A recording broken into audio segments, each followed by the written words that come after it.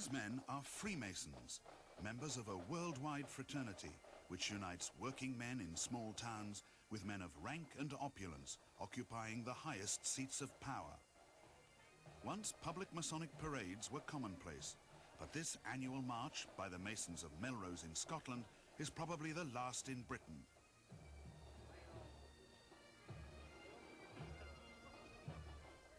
The march honours the stonemasons who built Melrose Abbey and gives local Freemasons a chance to parade their new lodge master around the town. But Britain's other 9,000 lodges meet behind closed doors, and the identity of most of Britain's 500,000 Masons is a closely guarded secret. It's estimated that of 135,000 serving policemen in Britain, 22,000, or 1 in 6, are Freemasons. Most Masons say there is no conflict of interest between police work and membership of the Brotherhood, but some outsiders disagree. What is certain, and I've seen the evidence for it and other people have seen it, that there are lists of lodges which include active criminals and serving policemen in the same lodge, and that can never be right. Critics also worry that Masons are concentrated in many other powerful institutions, notably the law. Confidential Masonic documents reveal that hundreds of magistrates, at least 18 circuit judges, 4 Queen's Bench judges, 3 Family Division judges, 2 judges in Chancery, 3 Lord Justices of Appeal and 1 Lord of Appeal are Masons. But it's in the City of London that the greatest concentration of Masons is found. For Britain's richest square mile, there are hundreds of Masonic lodges in which brothers from the great banks and insurance houses, the stock exchange and all the other money markets meet in secret. Here at the Guildhall, from which the city is governed, Masons gather in the crypt for a meeting of the Guildhall Lodge. A past lodge master, Sir Kenneth Cork, is handed the briefcase containing his ceremonial apron by his chauffeur.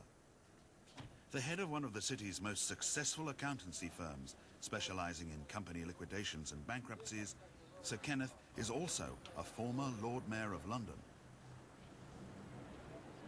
Since 1900, 70 London Lord Mayors have been Masters of Guildhall Lodge, evidence of the high esteem in which Masons are held in Britain's traditional institutions. But have other Masons used the Brotherhood for corrupt ends, as even some Masons claim?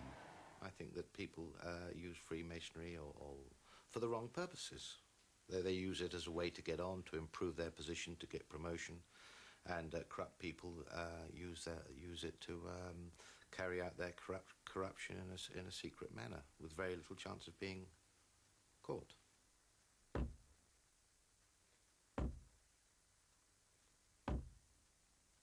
Brother Junior Warden, there is a report. Tonight, in the first of 6 programs on the Brotherhood's power and influence, we investigate the secret ceremonial rituals of the ancient fraternity of free and accepted Masons and show how its members have ranged from the highest to the lowest in British society, from kings to convicts. Whom have you there? Mr. Martin, a poor candidate in a state of darkness. Filming the mysteries of Freemasonry is forbidden, so, using Masonic handbooks and helped by Master Masons, we have reconstructed the Brotherhood's rituals. Tonight, thousands of men all over Britain are performing these mystic rites. Worshipful Master, Mr. Martin, a poor candidate in a state of darkness who has been well and worthily recommended. There are 3 degrees of initiation into basic craft Freemasonry. This is the first degree ritual, in which the candidate seeks to become an apprentice Mason. Do you, Brother Inner Guard, vouch that he has been properly prepared? I do, Worshipful Master. Then let him be admitted in due form. Brother Deacons.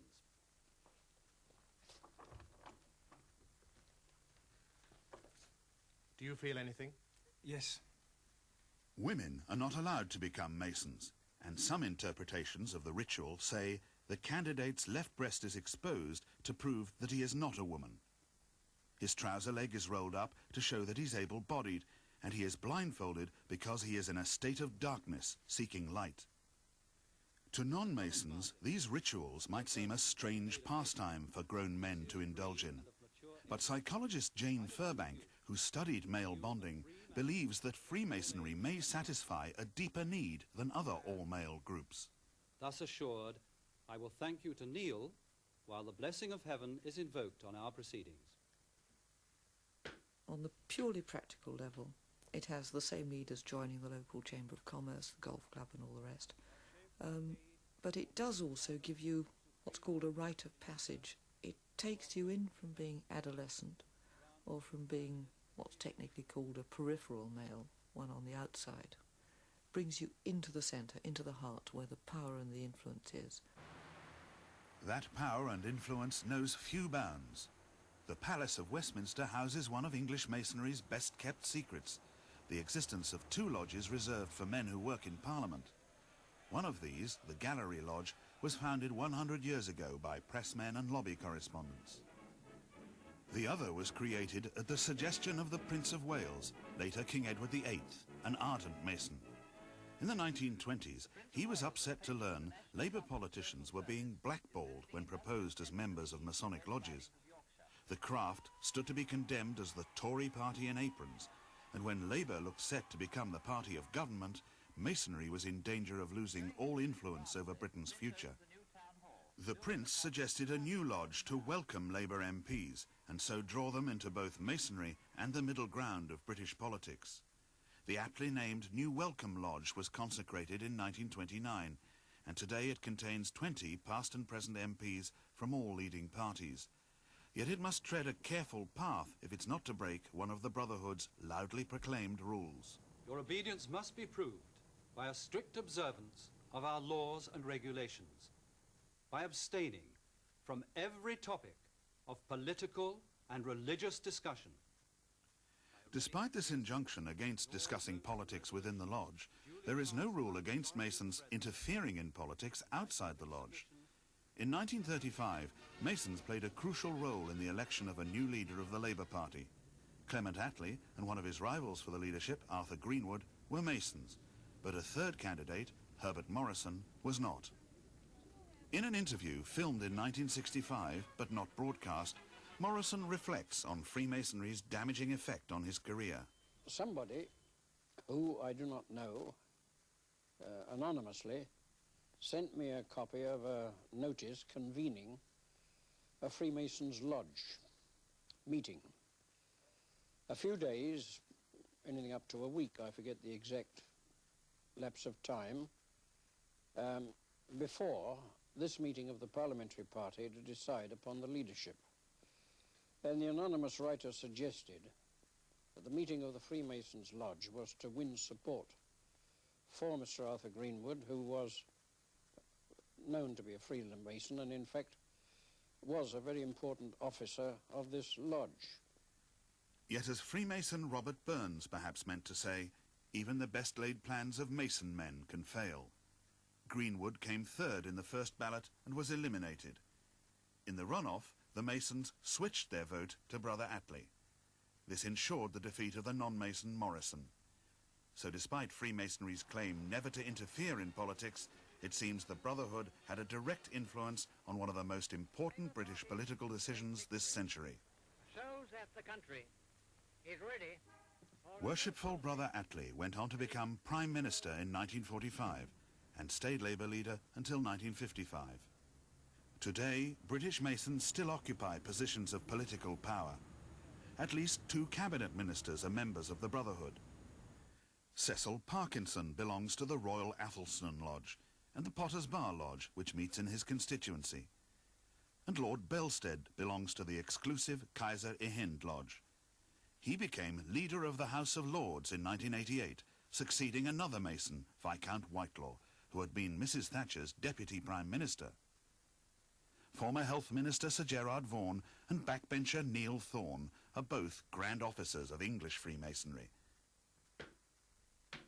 Many other MPs are Masons, including Cecil Walker, Ulster Unionist, Sir William Clark, Anthony Nelson, Peter Rost, Tony Baldry, David Sumberg and Gary Waller, all Conservatives. Another Mason is the former MP and Solicitor General Sir Ian Percival, who says it's inconceivable that Masons would interfere in politics. If anybody tried it, not only would they not succeed, but they wouldn't get as much as they would have got without doing it, if you know what I mean. I mean, they would be blacklisted, and not only by the rest of the house, they'd be blacklisted by the Masons in the house, because we don't want that reputation, and if anybody tries it, I can tell you we're very stern about it. But some non-Mason MPs remain uneasy about the existence of a parliamentary lodge. It's bringing together a subgroup within the House for various covert purposes from which the rest of us are excluded. Therefore, in a representative institution, it must, ipso facto, be undesirable. Freemasons Hall, London, headquarters of the English craft. 1 man in every 30 in England and Wales is a Mason. In Scotland and Northern Ireland, the ratio is even higher. Their leaders always come from the top of the social pyramid. This century, 3 kings have been Masons. The Queen's father, George VI, was in the Navy Lodge. So was Prince Philip, but he quit many years ago. Today, England's chief Mason is the Queen's cousin, the worshipful Grand Master, the Duke of Kent. I think it is probably true that many of the problems, if I can call them that Freemasonry has encountered in recent years, do stem from perhaps a misguided policy towards information. As part of a new policy of openness, England's other Masonic bosses were filmed for the first time in 1988. The pro-Grand Master is Lord Cornwallis, 3rd Baron of Linton, a farmer and businessman. The Assistant Grand Master is Lord Farnham, a merchant banker. And the Deputy Grand Master is the Honourable Edward Baillieu, a retired stockbroker. Although many Masons are from what used to be called the working class, most are from the middle and upper classes.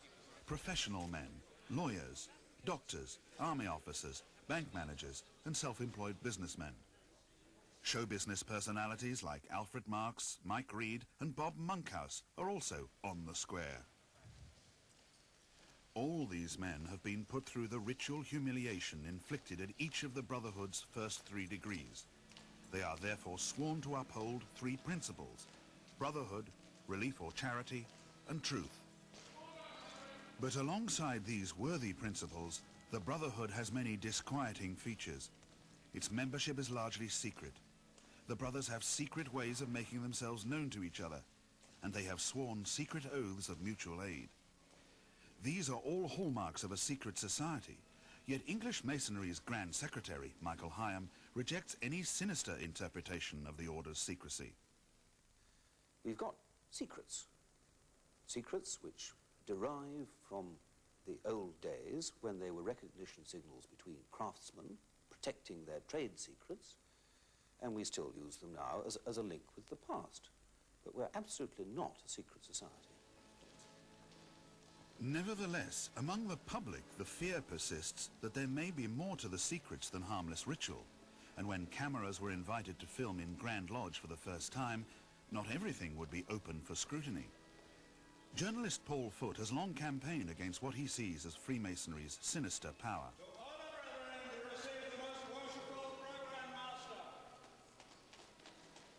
It's the secrecy of the association and the bonds that they tie each other up with, which is the sinister aspect of it.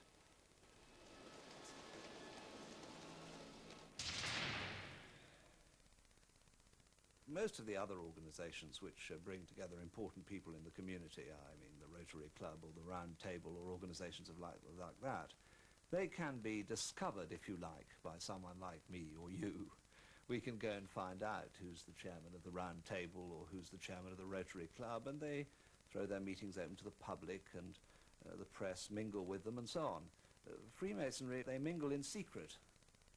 Are you therefore willing to take a solemn obligation founded on the principles I have stated to keep inviolate the secrets and mysteries of the order? I am. Then you will kneel on your left knee. Your right foot formed in a square. Give me your right hand, which I place on the volume of the sacred law, while your left will support these compasses, one point presented to your naked left breast.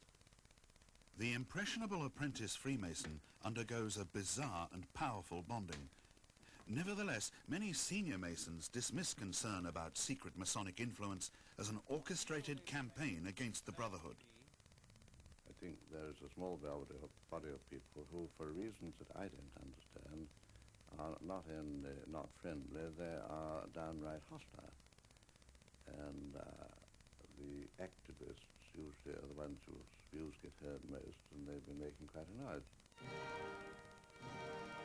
In 1988, in an attempt to confront growing public suspicion, the Freemasons produced a glossy video. The spire of Salisbury Cathedral, 250 feet of soaring stone, rising above the water meadows of the Wiltshire Avon. The travelling stonemasons who built the great cathedrals of medieval Europe formed their own associations, apart from the rest of the medieval guild system.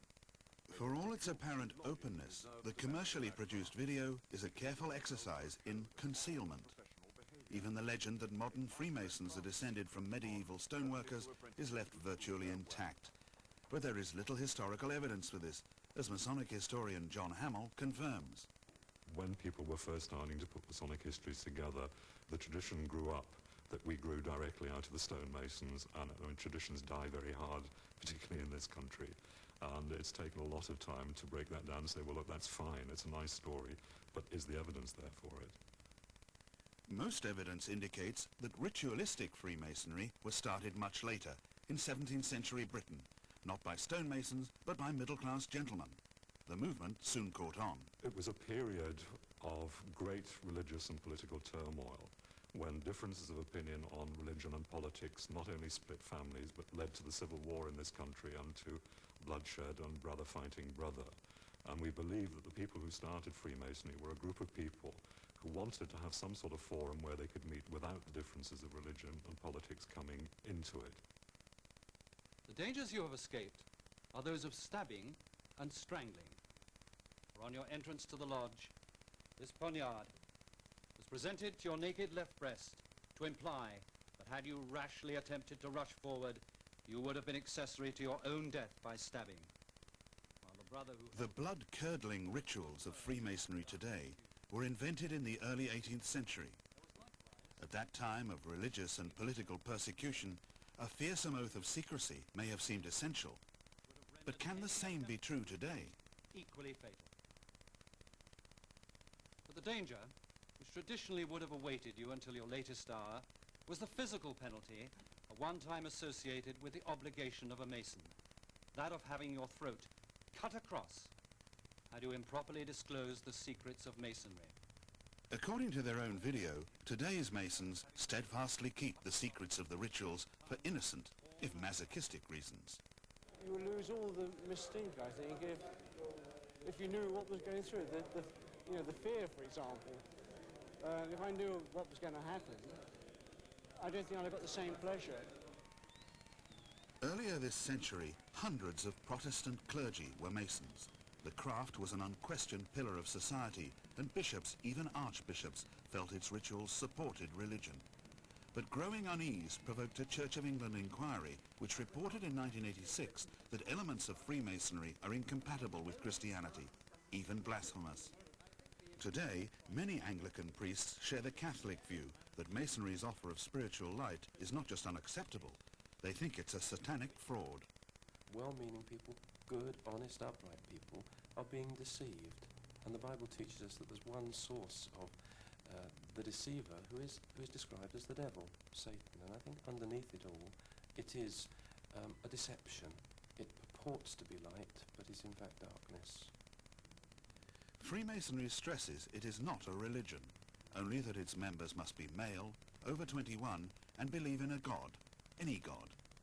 Freemasons of different faiths pray together to a supreme being, who is referred to as the great architect of the universe. We asked Jane Furbank, as a psychologist and a woman, for her thoughts on the great architect. Well, this is obviously a biased point of view, but he sounds to me rather a masculine sort of god. There seems to be very little talk about the more spiritual side, or what you might describe as the more feminine side of religion. There's no Freemason equivalent of the Virgin Mary, for example. This god requires you to stand up straight, to make certain very precise gestures, you know, to talk a great deal about being straight and level and square. Not round, you notice, but square. If you look at the psychology of symbols, you'll find roundness is the mind, the spirit, it's wholeness. And squareness is much more order, material, physical world. Do men continue to join Freemasonry in the face of suspicion, even outright condemnation? It's difficult for outsiders not to think that self-interest and career considerations must play a part. Certainly the view persists that the code of mutual aid in the ritual can lead to brother Masons combining to the detriment of non-Masons. Those Masonic bonds of preferment seem to apply in unlikely places. Ex-Detective Sergeant John Simons was a Freemason when he was in the Metropolitan Police. Later he went to prison, convicted of soliciting a bribe. Freemasonry is rife in prison. I spent some time in an open prison where I witnessed, contacts between Masonic prisoners and Masonic prison warders, and Masonic prisoners were getting special visits and having parcels left by the gate and all this sort of business. But Masonic prisoners may enjoy more than special privileges. Informal lodge meetings are held in Britain's jails, as one bemused inmate discovered. I go to the meeting, and there is the chaplain and the deputy vicar from outside, two or three prison officers, and maybe half a dozen prisoners.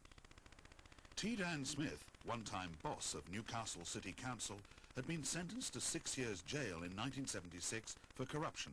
He was not a Freemason. I just didn't know what the hell I'd put myself into. And within minutes, obviously they knew that I didn't know what I was doing there and that I wasn't a Mason.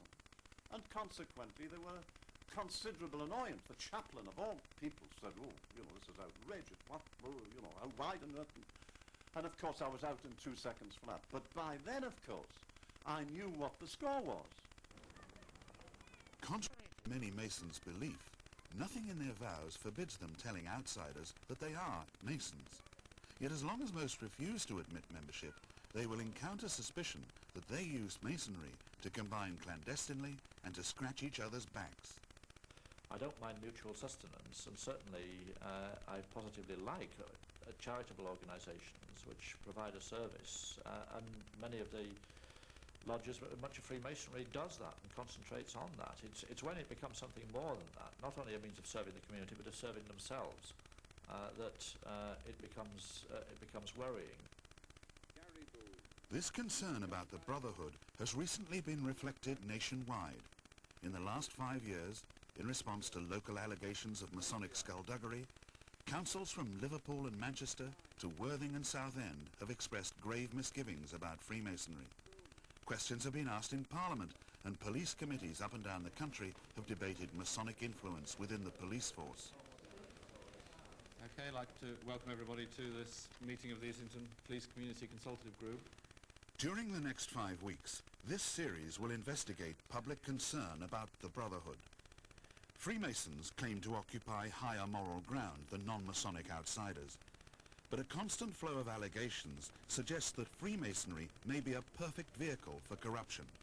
Corruption in law enforcement, in local government, and in business. Overseas, it has even been used to subvert democracy.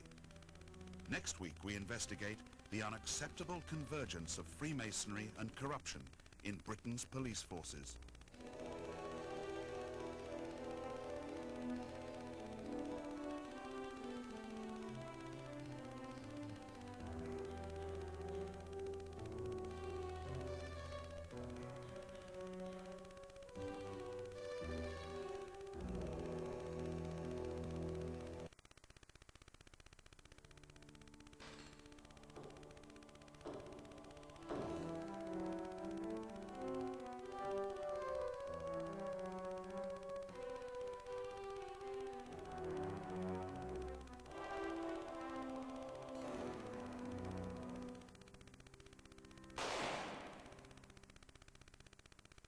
Our master, true to his obligation, answered that those secrets were known to but 3 in the world, and that without the consent and cooperation of the other 2, he neither could nor would divulge them.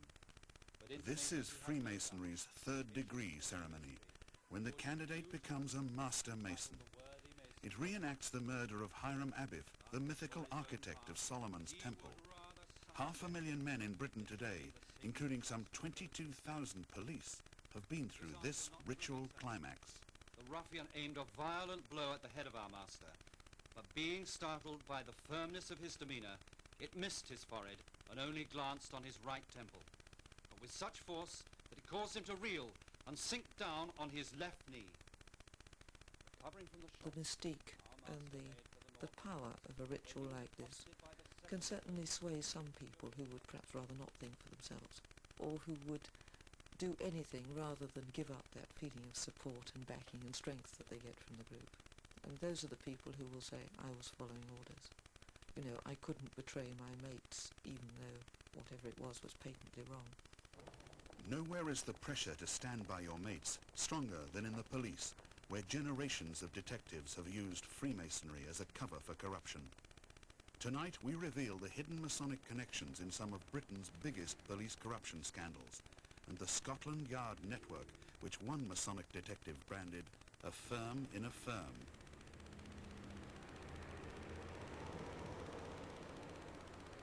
In 1987, Detective Alan Holmes, a Freemason who had joined the craft while serving at Croydon Police Station, faced the ultimate test of his Masonic loyalty. Holmes was not corrupt, but was under great pressure to betray a Masonic colleague.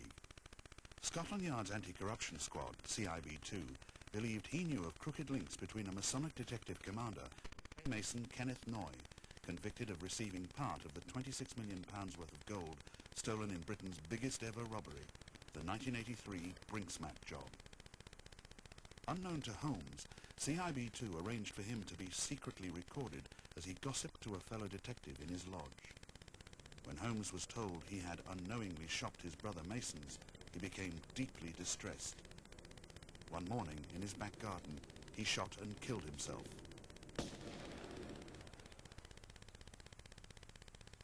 Former Detective Sergeant John Simons worked with Holmes in the 1960s. I knew Taffy Holmes very well. He was my right-hand man, really, for some time. Whenever I was on night duty CID, I always took Taffy along with me as my assistant and companion. He was a strong man, very good man, strong, honest, no fear in him whatsoever. At the time of his death, Taffy Holmes was the master of Manor of Bensham Lodge, which had at least 5 serving or retired policemen among its members. The conflict between Holmes's loyalty to Masonry and the police was too much for him. His fellow Masons from Croydon Masonic Hall sent symbolic wreaths to his funeral. One was inscribed, "To our brave, wonderful and worshipful master, who chose death rather than dishonour his friends and workmates." Some of his lodge brothers clearly thought that Taffy Holmes, like Hiram Abiff, had died rather than betray Masonic secrets. Our master remained firm and unshaken. When the villain was armed with a heavy maul, struck him a violent blow on the forehead, which laid him lifeless at his feet. Freemasonry and police corruption have been bedfellows for decades. Many allegations involve outsiders using Masonic bonds to persuade policemen to drop prosecutions for offences like careless driving. Former Inspector Brian Hilliard, now the editor of Police Review, is a non-Mason. He recalls an incident from his own career.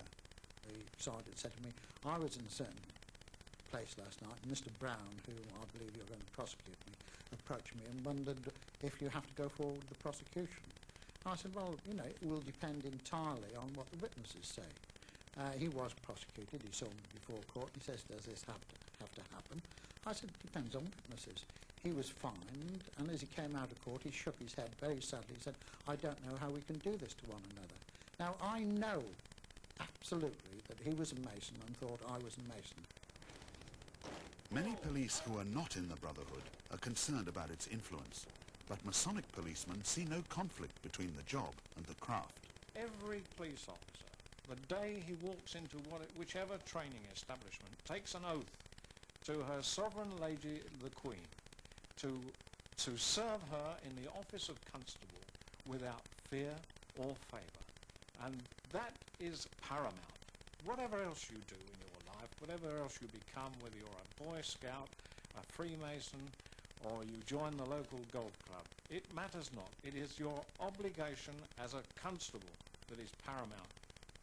One of the dangers and one of the wrong things about Freemasonry within the police force is that you have here a group of people who have loyalties which are stronger and more important to them than their loyalties to the police force and to the public as their oath. But why do so many young policemen become Freemasons? There's certainly a feeling that if you are a Mason, you better your chances of promotion, or you better your chances of being selected in London for the CID. This was exactly the experience of John Simons.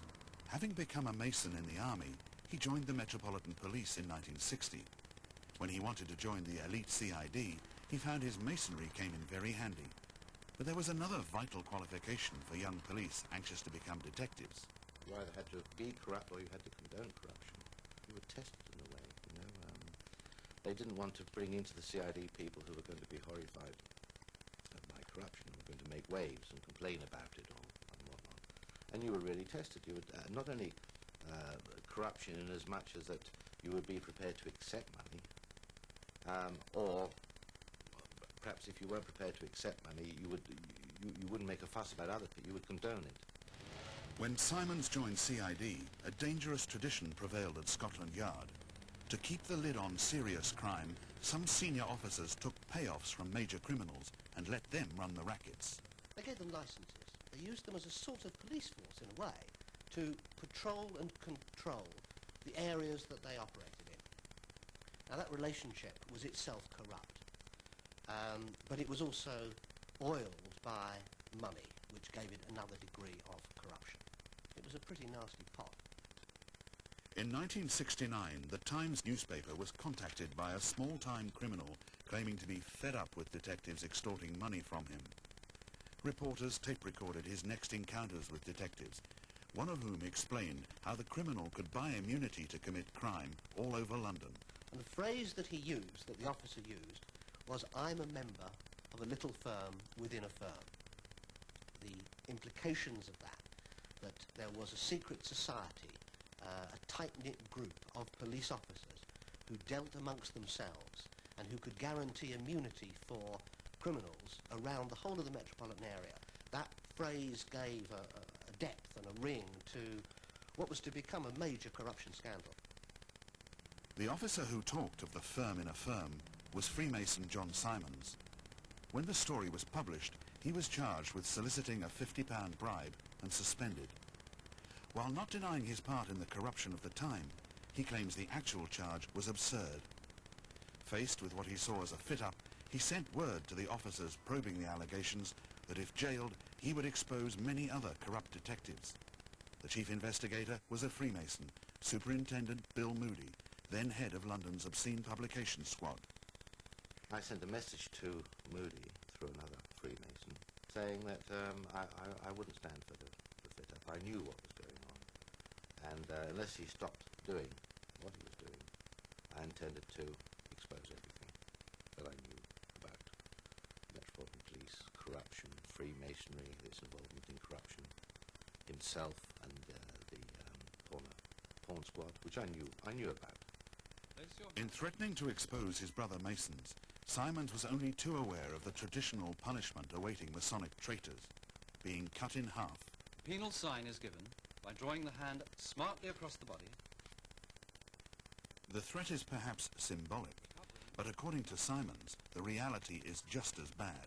It's much more dangerous to receive a Masonic threat. It's not the sort of what the injuries to be inflicted. It means that a group of people who have power have this tremendous animosity towards you, a group animosity, if you like. And the threat is that certain bad things will befall you. The full penalty was that of having been severed in two, the bowels burnt to ashes, the ashes scattered over... Simons resolved to fight fire with fire. He gave a solicitor a dossier listing the crimes of fellow detectives to be published if anything happened to him. Some colleagues then offered Simons a deal, which he now discloses for the first time. I was more or less escorted out of the country. I received advice and money from my colleagues. What kind of money? How much money? Well, I received £2,000, which in those days was an awful lot of money. Where did this money come from? It came from Superintendent Moody originally, but I'm not saying he supplied it all, but it was, you know, and various other colleagues of his. Simons fled abroad. When he returned 7 years later, he received a 2-year jail term. Ironically, by then, the very man who'd been investigating him was himself doing 12 years. Bill Moody had been jailed in 1977, along with Commander Ken Drury of the Flying Squad. These two Masons had both been taking colossal bribes from pornographers. The Porn Squad trials lifted the veil on a hidden world in which Masonic police were mixing with Masonic crooks in the secrecy of Masonic lodges. But honest Masons argue it is to the Brotherhood's credit that several witnesses for the Crown were also on the square. Some of the people who brought them to justice were in fact Freemasons, but primarily they were good investigative police officers, and they did not depart from the true course of their duty. They pursued it with a rigour which it certainly deserved and which is fully merited. Back in 1877, exactly 100 years before the Porn Squad trials, bribery and corruption had become so endemic in Scotland Yard's detective department that complete reorganisation was necessary. Even then, Masonry had played a dominant role. So although there are many honest Masonic policemen, Freemasonry and police corruption have always been hand in glove.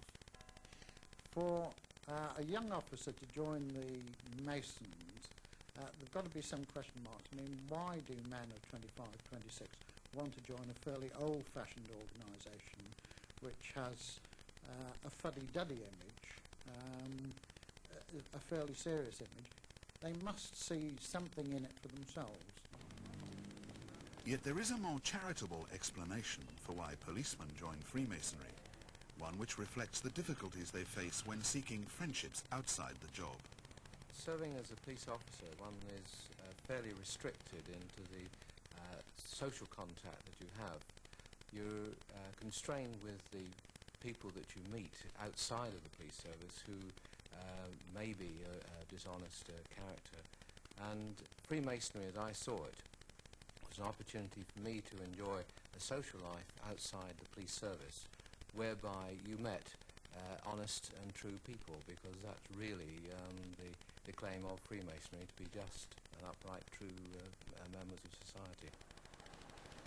John Simmons had been a Mason for 15 years when in 1978 he moved from Scotland Yard to take charge of the CID in the City of London Police, the force which polices London's historic square mile. Corruption had been rife among city detectives for decades. In May 1978, a security guard was shot dead as he delivered £200,000 in wages to the Daily Mirror. It was the third violent robbery to hit the city in 18 months, netting the robbers £640,000. Each was carried out with an ease indicating the gangsters had been working with corrupt police. Simmons started his new job the day after the Mirror robbery. Already suspicious of some of the detectives now under his command, he decided not to reveal that he himself was a Mason. I knew that the principals involved in it were Freemasons, and I didn't want to go in there with any chance of being caught up with them.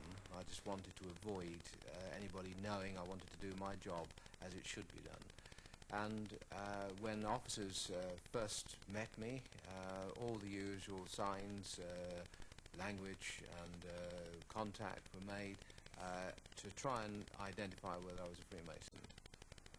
Simmons didn't respond to these Masonic approaches, but his ploy came unstuck when an ambitious and talented detective chief inspector named Phil Cuthbert met an old friend of Simmons at a Masonic function.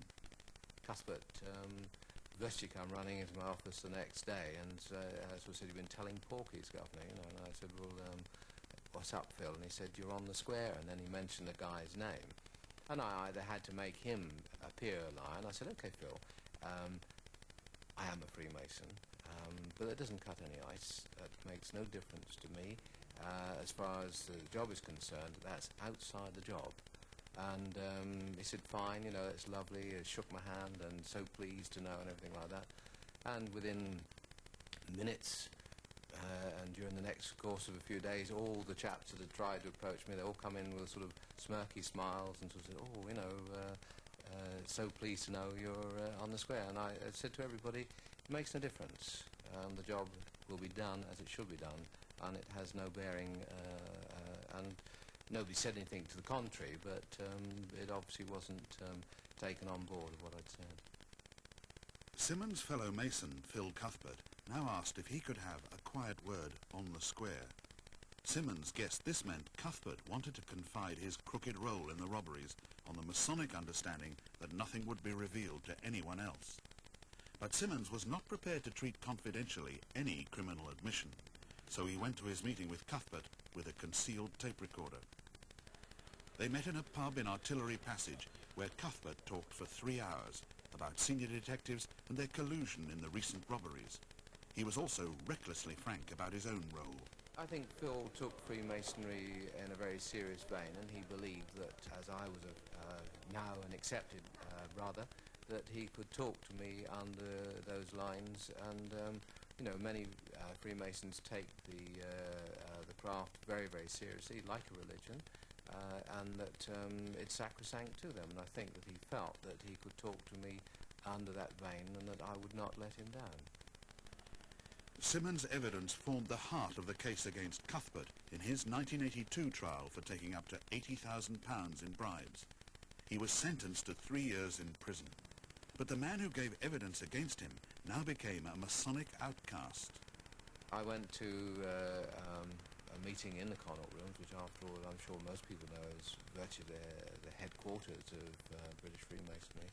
And the chap that I'd known for many, many years was there. As police officer and a Freemason, and we caught eye across, I suppose, twice the distance I'm sitting from you, and he just stared at me and just shook his head like that, run his finger across his throat. I thought, gosh, what am I doing here? I need to get out of this place, because if one man can do that, I need to get out. But what exactly did that gesture mean? Well, it's part of, if one reaches Freemasonry, then you take certain oaths, and one of them is that you'd rather have your throat cut than to divulge secrets of Freemasonry. The sign is given by drawing the hand smartly across the throat and dropping it to the side.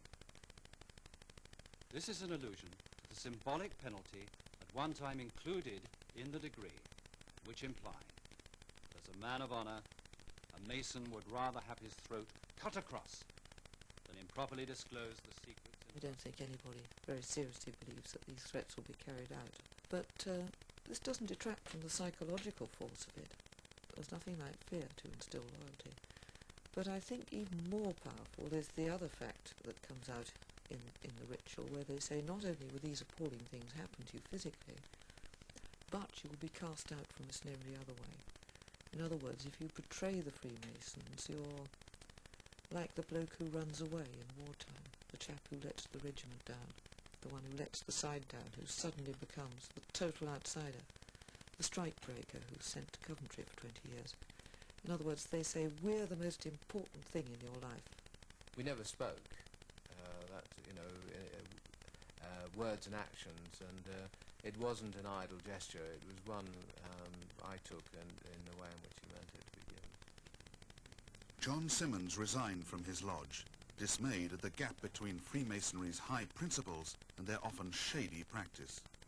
You agree to be a good man and true, and strictly to obey the moral law. You are to be a peaceable subject, and cheerfully to conform to the laws of the country in which you reside. As portrayed in the Freemasons' own video, these moral principles are read out to every lodge master at his installation.